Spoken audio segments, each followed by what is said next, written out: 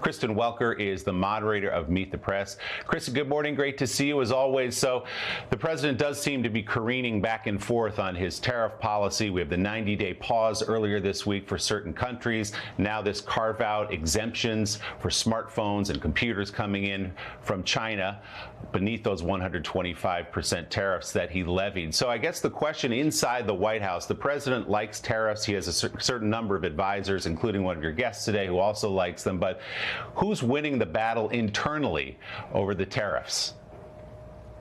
Willie, it's a great question. It's safe to say that Treasury Secretary Scott Bessent, who has been arguing for a more measured approach, certainly has the president's ear right now. His top trade advisor, Peter Navarro, will be joining us exclusively. He is someone who is very bullish when it comes to tariffs. But look, I think that the word of the week is uncertainty. The fact that the president and his top advisor said there won't be a pause, there won't be any exemptions, and now we are seeing both, leaving consumers and investors with a lot of confusion. What should they be doing next? We know that there are jitters, yes, on Wall Street, on Main Street, on Capitol Hill as well, with Republican lawmakers reaching out to the White House and the president himself, urging him to pull back on some of these tariffs because of the volatility that we are seeing in the market. Now, Peter Navarro says they're going to be able to strike 90 deals in 90 days. Is that realistic, Willie? It could determine what happens to the economy, with fears rising about a recession.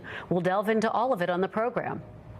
And all this before inflation even hits because of the tariffs. Kristen, thanks so much. We'll look for much more this morning on Meet the Press, when, as Kristen mentioned, she is joined exclusively by White House trade advisor Peter Navarro, plus Ray Dalio, the founder of the world's largest hedge fund, with some thoughts on the tariffs, and Democratic Senator Cory Booker of New Jersey.